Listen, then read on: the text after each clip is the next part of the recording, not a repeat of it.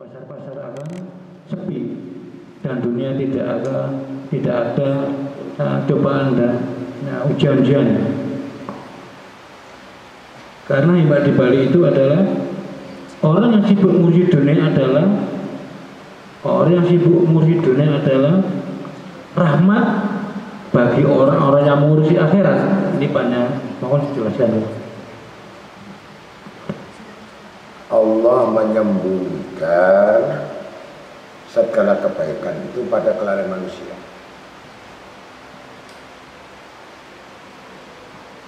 Ini penjelasan pasti. Kemudian orang yang selalu menuju kebaikan itu dapat rahmat. Apa orang lalai itu dapat rahmat? Kelalaian itu baik, tapi belum rahmat. Karena rahmat itu meliputi. Kalau baik itu dalam satu segi, itu orang baik. Dengan kalian baik itu beda. Kamu baik dengan kalian baik, jamaah. Kelalaian dapat kebaikan. Di mana kebaikan kelalaian ini? Kalau dia sadar maghfirahnya ini, pengampunannya,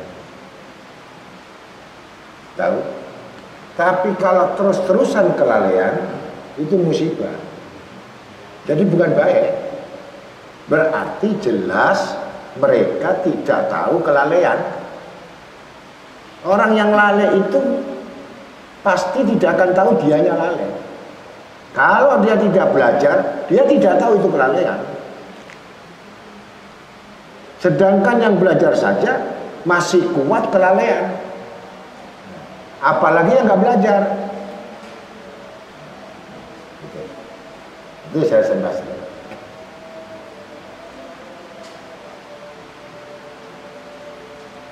Sama dengan Sayyidina Ibrahim Adham. Ketika tawaf, ketika haji, beribadat pada Allah Ta'ala, tidak ada yang diminta oleh aulia semuanya di dunia ini. Untuk minta dunia nggak ada. Aulia itu nggak ada minta dunia, nggak ada. Aulia semua itu minta bagaimana perjumpaan dengan Nabi Muhammad. Aulia itu semua bertujuan bagaimana berjumpa biliqa'i rabbahu, ketemu Allah. Dia nggak minta surga, enggak. Kalau aulia tadi minta surga, disebabkan apa? Karena Nabi dalam surga. Kalau aku masuk surga, nggak melihat Nabi, buat apa? Kalau aku masuk surga, tidak melihat Allah yang punya rumah, buat apa? Misalkan orang banyak datang ke sini, saya nggak ada. Buat apa saya datang? Saya nggak ketemu guru, begitu.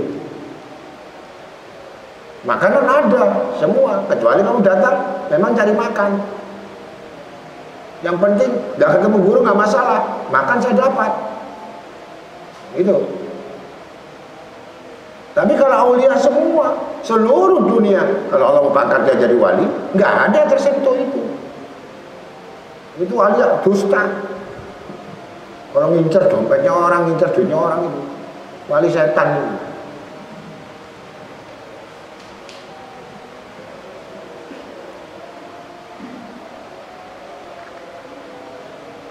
Nah, jadi di situ diletakkan kepada kemuliaan itu walijatil mursalin, bahwa aulia itu tujuannya bagaimana cari penghulunya dunia, yang megang langit dunia ini siapa? Rasul sallallahu alaihi wasallam. Yang menguasai langit bumi saja siapa? Allah. Ya sudah, yang cari, yang membuat. Bukan ribut isi perut. Level kamu masih begitu. Gak punya duit ya, mukamu angka 8. Punya duit angka 5 Romawi, ngepang. Paham sudah? Sayyidina Ibrahim ketika itu dia tahu, karena telitinya tadi dosanya banyak ini. Bagaimana minta harta, bagaimana minta dunia, selamat apa enggak saya ini nanti siksa kubur. Akhirnya berdoa di Multazam, ya Rabb, Aku tidak minta apa-apa, tapi jagalah aku setiap detik, setiap saat aku tidak bermaksiat, tidak membuat marah murkamu, dan tidak tertulis dari malaikat atid segala perbuatan jelek. Keluar suara dari pintu Ka'bah, doamu tidak aku kabulkan. Kalau kamu bersih dari dosa, kalau kamu bersih dari kelalaian, kalau kamu bersih dari kesalahan, terus pintu tobat untuk siapa ya Sayyidina Ibrahim? Istighfar untuk siapa? Ada aku khusus buat surga pintu-pintu yang bisa masuk, dimasuki orang yang maksiat terus bertobat. Ada pintu khusus orang yang maksiat, yang banyak kelalaian, yang banyak dosa. Itu khusus pintu surganya. Yang sebelahnya pintu nabi-nabi yang punya dosa. Siapa yang punya dosa? Nabi Muhammad SAW. Kita rombongan nanti. Kalau Nabi Ibrahim, ya, pernah bojuk, bojuk ini nanti golongan ini, nanti imamnya Nabi Ibrahim. Nabi Isa dipalsukan sampai mengaku dia Nabi Isa. Itu dosa. Kenapa sampai kamu dipalsukan? Gitu. Resiko. Nabi Musa, kamu masuk surga kenapa Musa? Karena kamu gak sabar. Itu tok. Sehingga kamu geripas semua umatmu. Nabi Nuh gak sabar. Nabi Adam gagal anaknya. Qabil jadi pembunuh. Jadi bekas pembunuh nanti ya golongan Nabi Adam.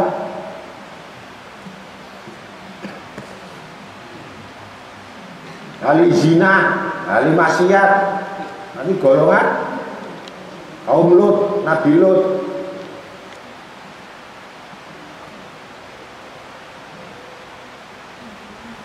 Ada nanti semua wa nur yadil khairina dia wa bil khasr lil mursalina lima apa artinya? Lil mursalin, para nabi-nabi semuanya minta tolong sama Nabi Muhammad SAW karena nggak punya dosa. Nah kita terus baca sholawat ini agar kita ditolongi Nabi Muhammad. Oh Nabi lainnya minta tolong sama Nabi Muhammad, kita tidak minta tolong. Itu pentingnya.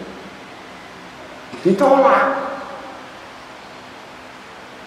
Kamu pasti lalai, batal wali kutub.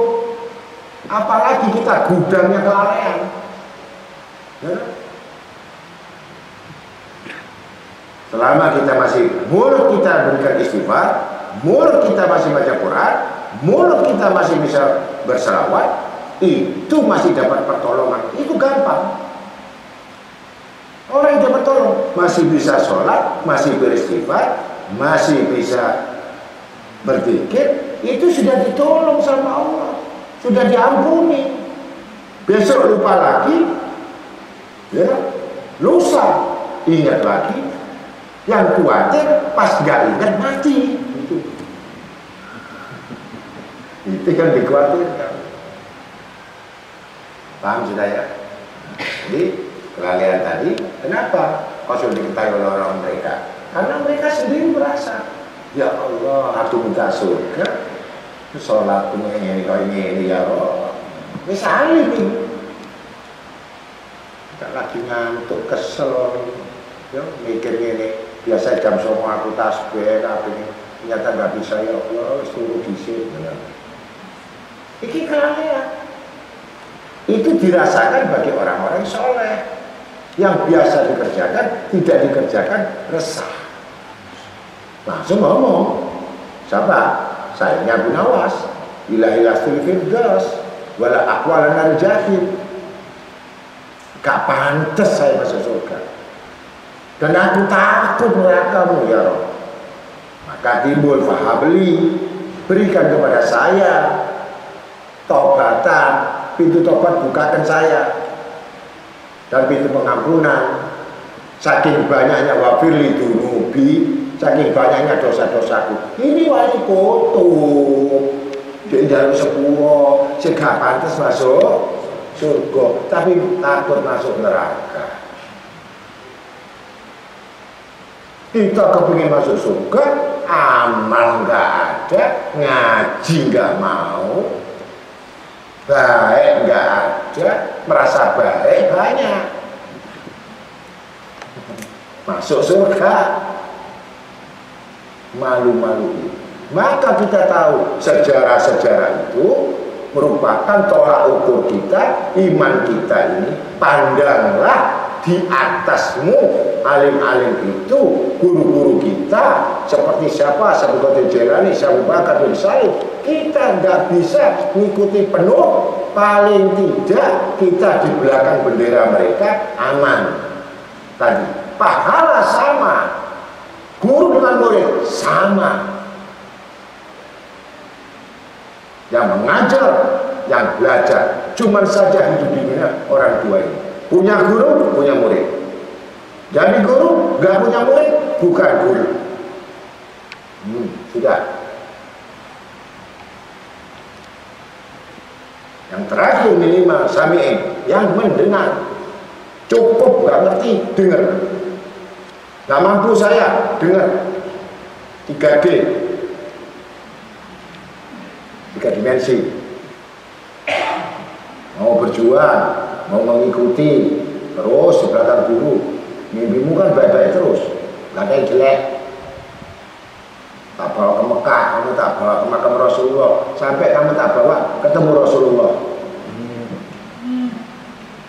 Begitu mimpinya, tak kirim kamu.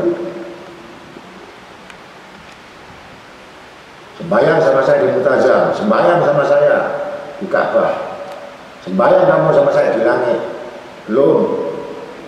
Ya kalau langit pintu lantai 1 ya. Saya ngajar nggak main-main. Jangan kau tawarkan hari akhirat itu dengan dunia. Jangan sekali-kali mengukur guru dengan hartamu, dengan kekayaanmu. Tapi datanglah kamu dengan guru, dengan hatimu, yang betul-betul kami ingin belajar, bukan uangnya. Jadi kalau kamu selalu nggak punya uang, apa kamu nggak bisa ngaji? Kalau kamu nggak bisa makan, apa nggak bisa ngaji? Tidak ada halangan orang menuntut ilmu. Selama dia menginginkan, selama dia di barisan depan, di situ dia pasti mendapatkan. Ingat-ingat, sedekah karena Allah, beramal karena Allah, sampai betul-betul petunjuk Allah, enak sudah, bebas kamu. Mati kapanpun gak masalah. Maka semua orang alim-alim kebanyakan mati sujud, karena masuk sujud itulah yang diperbanyak sujudlah. Itu tanda-tanda Allah cinta kepada ahli sujud. Sayyidina Ja'far Shadiq disebut as-sajjad karena ahli sujud. Karena sujud itulah pertemuan dengan Allah. Udah, jangan gantungkan hadapan manusia. Sekali lagi kalau balik sama saya, putus ijtihad biar dinas. Juhudlah apa yang di tangan manusia. Alhamdulillah, kamu dicintai Allah, dicintai manusia. Ijtihad dunia, alhamdulillah, pasti kamu dicintai Allah. Orang kalau sudah menghina dunia, sampah, hina, Allah cinta kamu. Biar dunia kelepean mikirin kamu. Ini dunia saya bikin kelepean, sak kilo-kilo ini bisa. Nyumbang 1 beras 1 kintal, angkat kamu. Biasanya sopir, kamu yang gendong 1 kintal beras. Bos, nggak mau kamu keluar. Kalau sudah miring saya, ini lagi saya kenceng, belum miring. Nggak ada yang istimewa murid. Ini hari kamu baik, bisa tak kipas kan? Bisa nggak kenal saya. Kemarin kamu bawa malaikat, Sekarang kamu datang hadap saya bawa setan. Setannya yang saya sikat, bukan orang. Gitu. Lanjut. Assalamualaikum warahmatullahi wabarakatuh.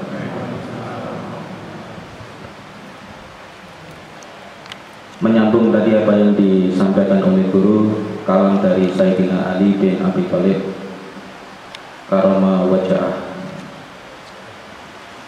Salah satu yang dipetik adalah beramal tanpa ilmu semakin jauh akan menjadi kesesatan. Sedangkan ilmu atau datang ke majelis itu pasti setiap orang punya niat. Adapun niat itu dipengaruhi oleh salah satu yang penting, yaitu lintasan pikiran.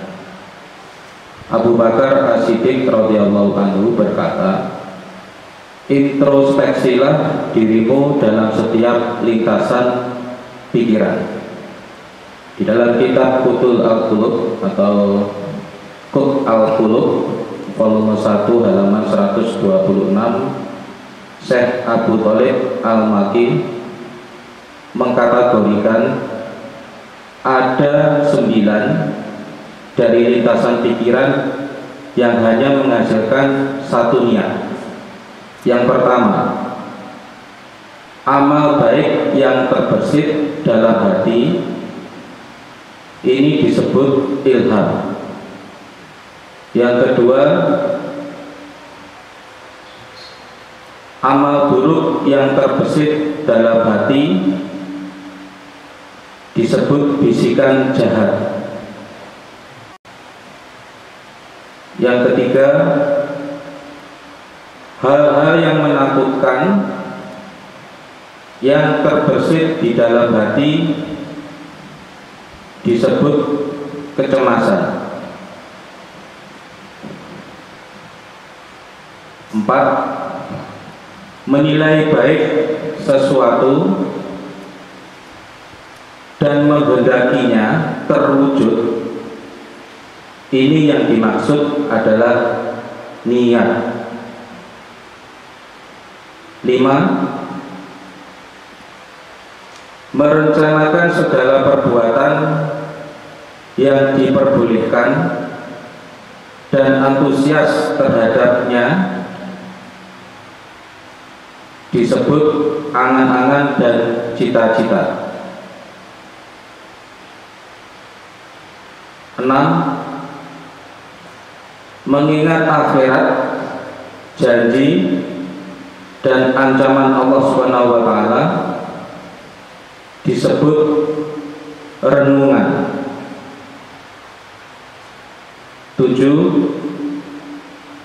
Melihat hal-hal yang gaib dengan mata keyakinan disebut kesaksian. Yang kedelapan, perbincangan dengan diri sendiri tentang hidup dan keadaannya, ini disebut kegalauan.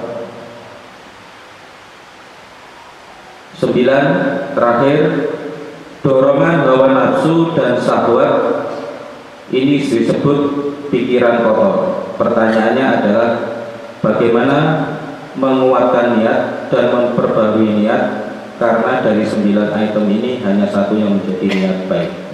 Mohon penjelasan.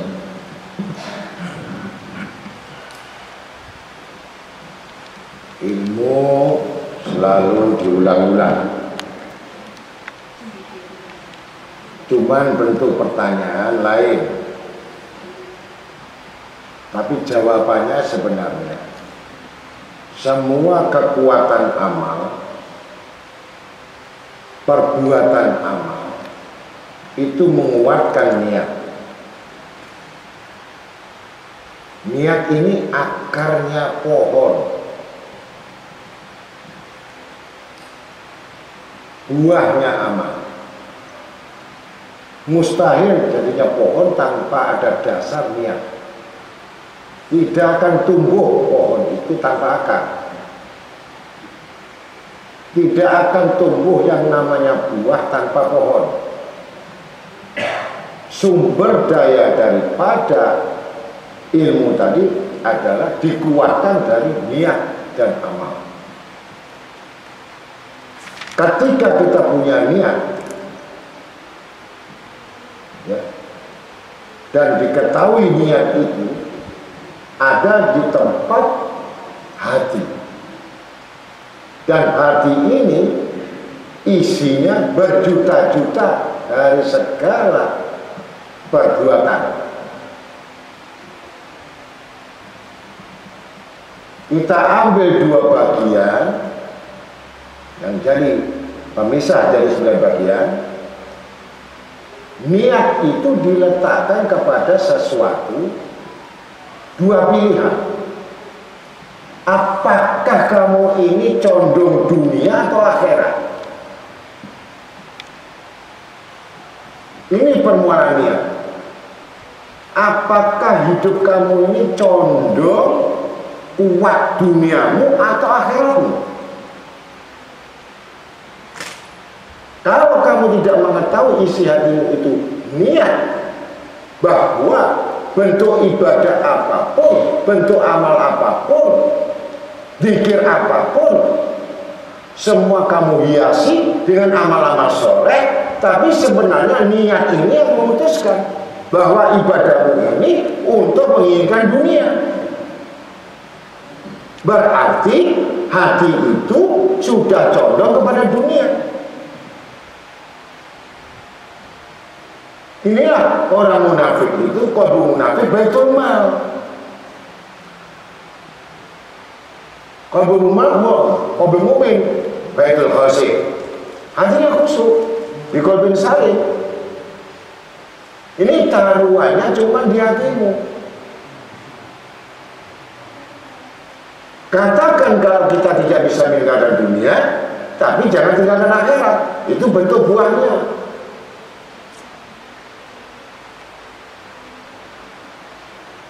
Kalau yang betul-betul kamu memperbaiki akhiratmu, benar-benar niatmu itu menuntut ilmu ibadah semata-mata untuk akhirat, kau dapat. Sekaligus buahnya amal tadi, dunia ikut.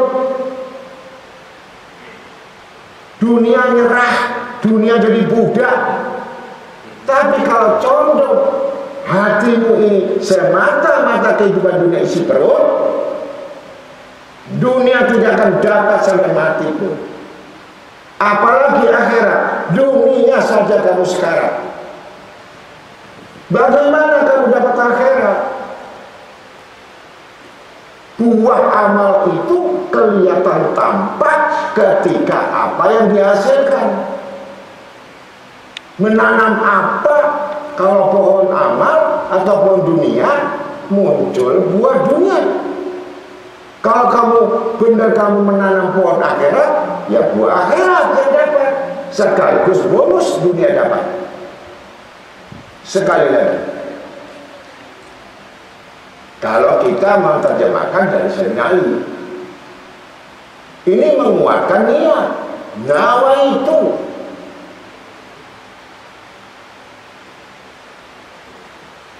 kalau kita ketahuan bahwa diri kita punya penyakit seperti itu jahat. Mencari dunia dengan akhirat itu orang jahat.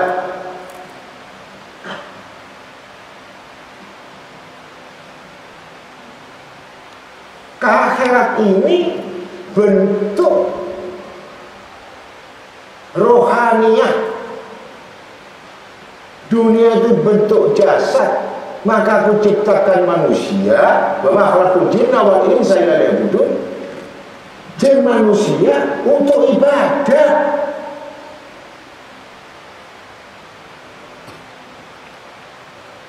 Aku jadikan dunia untuk kamu.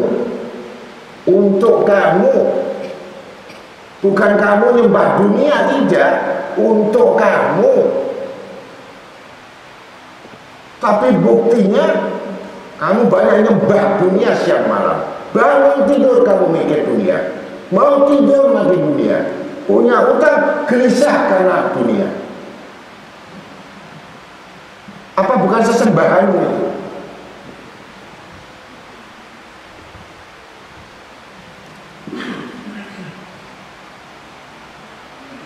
Kemudian dikuatkan lagi dunia itu, ditambah lagi. Setiap menambah bagaimana pencarian dunia akan mengurangi akhirat. Ditambah lagi 1%, 2%, makin menjauh dengan Allah Ta'ala. Karena apa? Dunianya semakin kuat untuk meraup, menguasai hati manusia. Maka timbul ngaji terpaksa, datang terpaksa.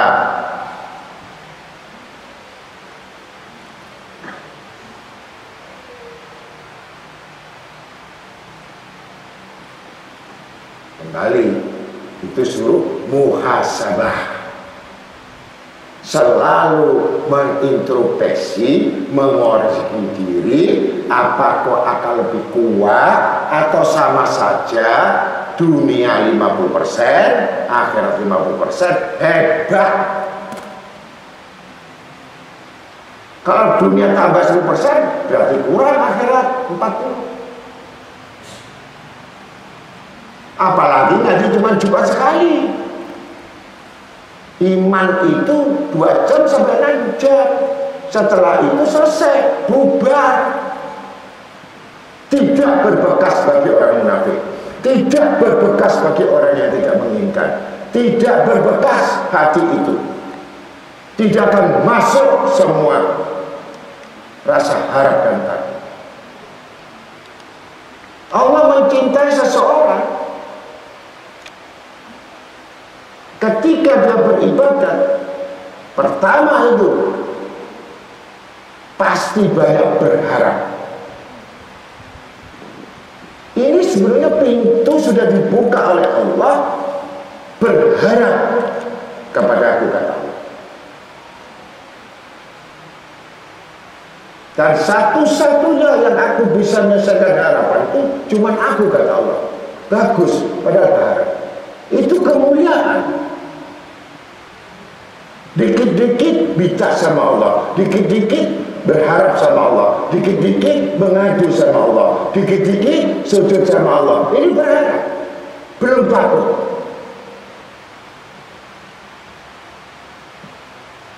Tingkatan takut itu tinggi sekali. Sampai takut bukan neraka lagi, bukan takut surga lagi, masuk surga. Takut ibadahnya tidak dipandang oleh Allah. Takut ibadahnya tidak diterima oleh Allah. Takut suaranya tidak didengar Allah, tidak dilihat oleh Allah. Ini yang ditakutkan orang-orang saleh. Kalau kita belum takut ke situ, berharap, ternyata lepas harapan dari Allah.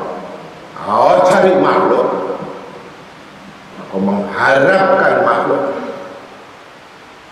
kau menginginkan makhluk,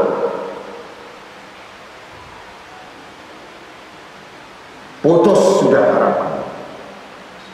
Ini belum tingkatan arroja harap.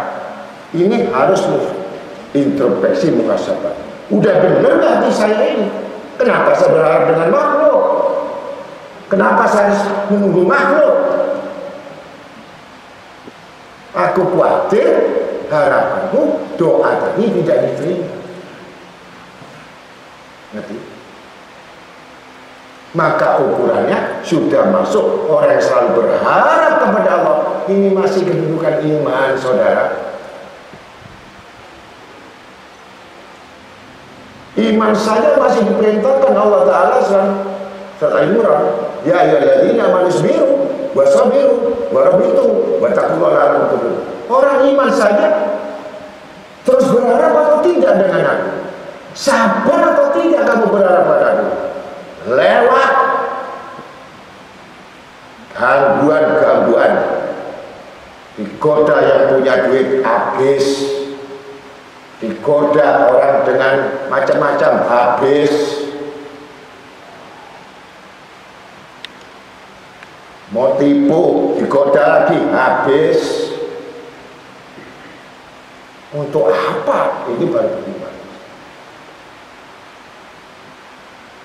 Kalau tidak didasari iman tadi dengan pengetahuan, dengan ilmu, dengan yang kita dengar, gugur iman seseorang itu. Hanya sekejap, sedetik lewat, habis iman. Ketika kamu mengharap sesuatu selain Allah, itu tauhid.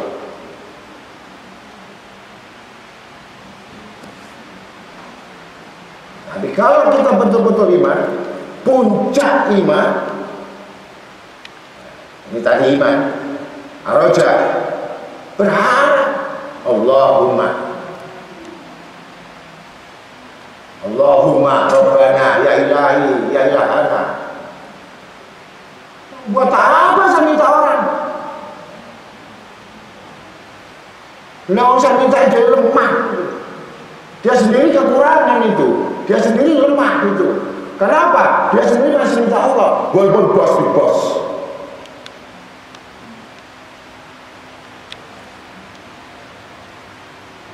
Ilahi. Semua pintu dibuka. Minta yang banyak, berharap kepadaku. Aku akan malu ketika tangan turun tidak membawa sesuatu. Harus ngerti kemurahan Allah itu. Harus ngerti kasih sayang Allah. Niscaya kamu tidak akan perhatikan orang-orang itu.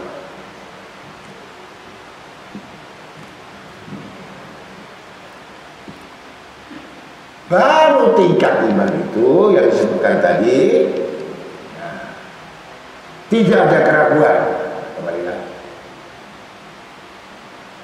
Orang yang ragu-ragu dalam segala hal, apalagi ibadah, apalagi ngaji, apalagi dia baca Quran atau wirid, di dalamnya ada ragu-ragu, jelas sudah bahwa ini orang cinta dunia. Orang cinta akhirat tidak akan ada keraguan. Apa sebab? Iman tidak didasari yakin, tidak ada artinya iman.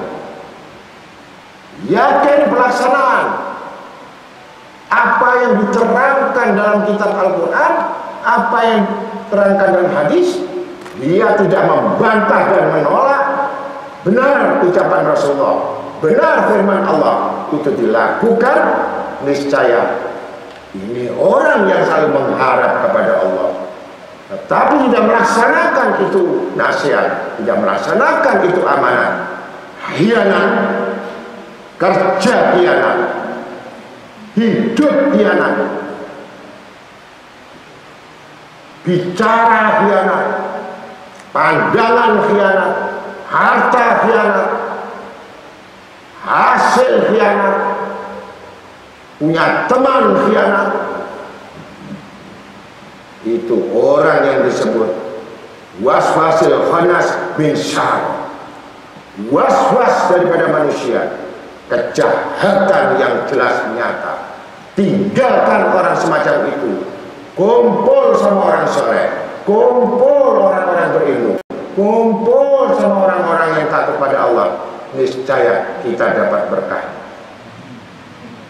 Ini ucapan senyali.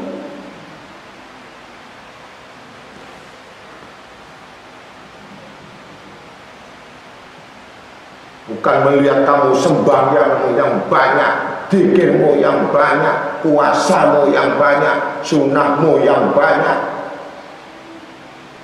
bajumu yang banyak, bagus. Allah nggak pandang. Apakah hatimu lebih condong dunia atau akhirat, atau dua-duanya tidak? Dunia tidak, akhirat tidak. Pilih. Kalau dunia, tinggalkan akhirat sekaligus kafir. Kalau akhirat betul-betul tinggalkan kekafiran. Itu pilihan. Kalau belum mampu, ya jadi munafik aja. Campur. Mana baik, mana buruk, campur. Itu orang munafik.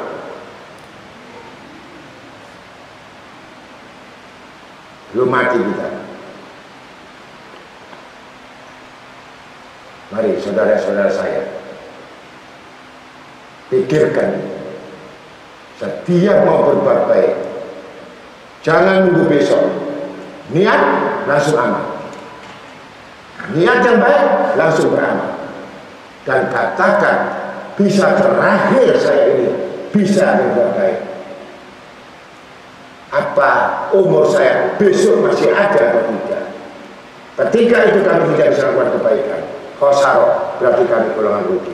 Celaka orang yang demikian. Tinggalkan orang yang banyak lalai, tinggalkan orang yang ragu-ragu, tinggalkan orang yang was-was. Banyak ruginya daripada untungnya.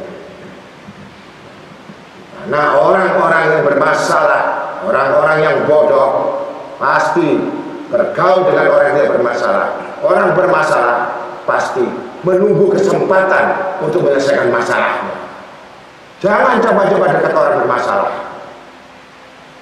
Kenapa orang baik itu selalu dikerjain? Kenapa orang yang jujur itu selalu ditipu? Kenapa orang yang selalu aman itu dikhianati?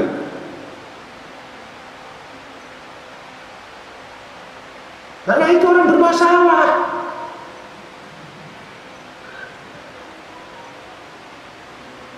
Kenapa orang yang baik selalu dibenci, selalu banyak musuhnya? Karena dia kan baik, saya nggak bisa. Supaya kamu jadi buruk. Begitu. Nah, mudah-mudahan itu bisa disadari. Sahabat itu yang mana? Kamu sekarang punya uang, kamu sekarang kaya, dekat semua. Udang buka ya semut datang. Sahabat yang benar, ketika kamu tidak punya apa-apa, ketika kamu makan tidak punya apa-apa, ketika kamu sakit terbuang, dia tetap menolong kamu, dia tetap dekat sama kamu. Itu sahabat. Ambil, jangan dipisahkan. Kalau sekarang biasa, ada duit abang saya, itu harus praktek. Saya sendiri mengalami. Semua sekarang semua ngaku. Itu saudara saya, itu keluarga saya. Waktu saya tidak makan, saya tidak ada. Hina kanan kiri, satu pun tidak ada yang mau melihat wajah saya. Itulah sifat dunia. Orang diagung-agungkan karena dunia, bukan karena ilmunya. Orang dibangga-banggakan karena kekayaannya. Orang dibangga-banggakan karena dunia, walaupun dia salah.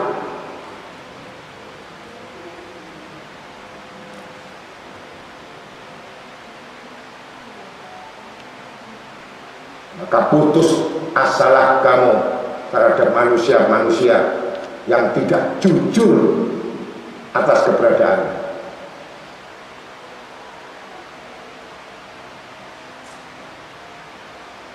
Maka dengan demikian sudah jelas tadi 9 hal: menghilangkan keraguan-raguan, kemudian menghitung amal, kemudian kita menghilangkan was-was, ya, meninggalkan kecintaan pada dunia. Bukan tidak mencari, silahkan. Ketika kamu sudah memusuhi dunia, dunia mengintai kamu. Ketika kamu mencintai dunia, berarti maka lebih besar lagi kejahatan dunia kepadamu. Maka musuhi dunia itu di hadapanmu. Niscaya akan merengek dia merayu pada kita untuk supaya mau ikut sama kita. Itu dunia. Kalau kita berpegang pada Allah, dunia letakkan di kaki kamu, kata Sabtu Jari. Jangan di atas kepalamu. Orang celaka itu dunia di kepalanya. Cukup kamu injak, sudah selesai. Kalau sudah selesai, tendang saja kemana dia pergi. Datang lagi, tendang lagi itu dunia. Bukan ini yang aku tuju. Hati-hati tertipunya. Nggak ada di Quran mengatakan dunia itu nikmat, dunia itu hebat. Nggak ada. Kalau ada kita cari. Ad-dunya fitnah, ad-dunya laimul walahun. Ad-dunya matal guru. Ya, sandiwara berazinata dunia, perhiasan dunia. Musuh mal'un juga di dalamnya. Makhluk yang dibenci ini dua oleh Allah, maka tidak dilakukan sama lima itu tadi. Dia sadar musuhnya Allah itu siapa. Tidak ada makhluk yang kami benci. Pertama iblis karena sombong. Yang kedua, setelah aku jadikan dunia seisinya, ya, aku tidak pernah lihat lagi. Celaka orang yang hidup untuk ke dunia. Mal'un terkutuk. Sembahyang untuk dunia, ngaji untuk dunia, akhirat untuk dunia, ibadah untuk dunia. Ibadah untuk mal'un. Dunia kan terkutuk.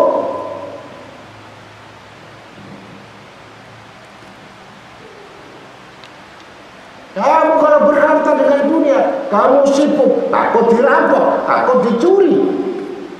Sibuk memikirkan duniamu, taruh di mana? Maka jangan berharta tanpa ilmu. Kamu gak perlu jaga diri kamu dijaga Allah. Hartamu dijaga ilmu. Gak ikut campur. Kami yang mengurus. Ini kekuatan hati.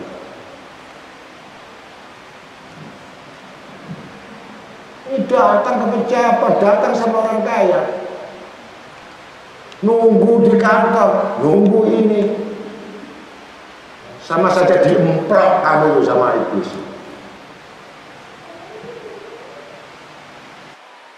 Orang kaya harus menyerah sama saya. Bukan saya menyerah sama dia.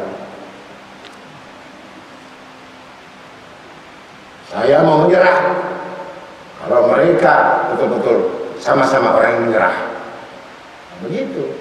Sahabat saya bisa kerjasama dengan saya, ayo bareng. Kalau enggak,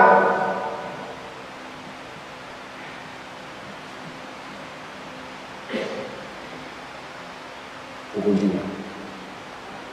Ya, mudah-mudahan itu semua dengar. Ya. Apapun harta yang kita belanjakan, apapun yang kita keluarkan, apapun yang kamu berbuat kebaikan, bukan untuk saya. Sekali lagi, bukan untuk saya. Kebaikan yang berbuat baik, itu yang menerima kebaikan. Memberikan kebaikan saya, hakikatnya kamu yang ingin berbuat baik, bukan saya.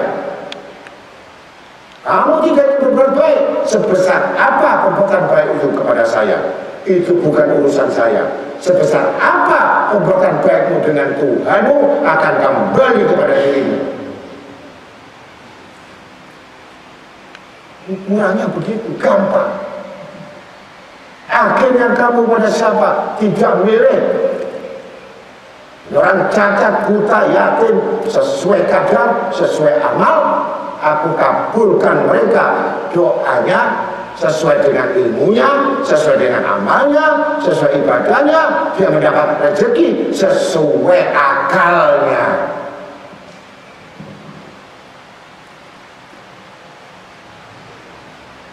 Jadi kamu tidak akan terhalang. Pokok besarin volume, kamu berinfak, mau kamu kurangi atau kamu tidak, bukan urusan saya. Nambah, kau sendiri yang nambah. Allah yang menambah, bukan saya menambah. Sama pahala murid dan guru. Kamu kurangi kecil, kecil juga saluran. Kau besarin, besar juga saluran. Kamu sempitkan, sempit juga saluran. Memangnya saya pikirkan itu. Allah tidak tidur, malaikat tidak tidur, tidak henti-hentinya. Maka untuk itulah mudah-mudahan yang saya sampaikan ini, walaupun yang jauh, kalau betul-betul direnungkan, katakan saya berbuat baik bukan untuk orang lain. Atau untuk siapa? Untuk diri saya sendiri, untuk bekal saya sendiri, untuk amal saya sendiri, untuk bekal akhirat saya sendiri, tidak dihilangkan. Itu aja. Sampai betul-betul yakin, ainul yakin, hakul yakin, nurul yakin.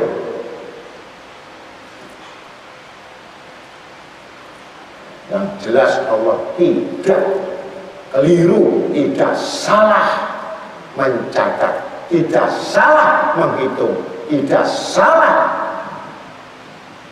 dalam pemberian. Itu sudah yakin pada Allah Ta'ala. Gak ada orang beriman stres, susah, bingung. Gak ada. Bukan orang iman, itu orang taklid, gak jelas, kesana bingung, kesana bingung, depan bingung, belakang bingung, tahajud sudah, duha sudah, diambil nikmat semua. Punya uang gak nikmat, punya suami gak nikmat, punya istri gak nikmat, punya kerjaan gak nikmat, siksa. Orang gelisah, banyak dosa.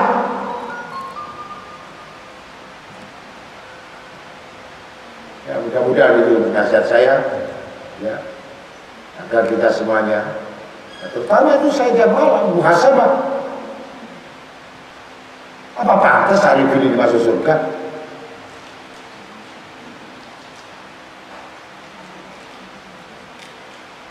Langsung bergegas bangun, langsung megang tasbih, langsung ambil air wudhu, langsung minta ampun.